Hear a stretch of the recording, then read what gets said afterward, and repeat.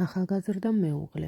ეს ლილი მარტინ სპენსერის ნამუშევარია, რომელიც მხატვარმა 1854 წელს შექმნა. სურათზე ვხედავთ მამაკაცს, რომელიც ცოტა ხნის წინ დაოჯახდა და პირველად მოუწია საყიდლებზე წასვლა. აქვე უნდა აღინიშნოს, რომ მხატვრის ინსპირაციის წყარო მისი მეუღლე ყოფილა. მამაკაცი სახლისკენ მიისწრაფვის, გარეთ წვიმს. ტროტუარის ფილებზე ყურმოწყვეტილი კალათიდან გადმოყრილ პროდუქტს ვხედავთ. ნათლად იკითხება კვერცხის, სალათის ფურცლების, პომიდრის გამოსახულებები.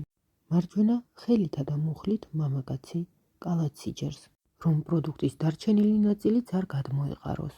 ამავე ხელში უჭირავს დაკეცილი ქოლგაც.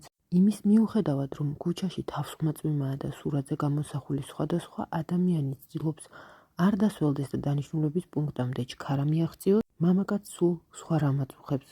ის შეჭმუხნული სახით დაჰყურებს კალათას და მარცხენა ხელით კალათიდან გადმოკიდებული ვარიის გადარჩენას ცდილობს. ვარიებთან ერთად კალათში ვხედავთ კვერცხებს, სათაცურს, პომიდორს. მის უკან მამაკაცია გამოსახული, რომელსაც მარჯვენა ხელში ქოლგა უჭირავს. შეიძლება ითქვას, რომ ერთი მხრივ ის დამცინავი მზერით უყურებს მასთან ზურგით მდგომ მამაკაცს. თუმცა ამავდროულად თითქოს მის მზერაში თანაგრძნობაც იგრძნობა.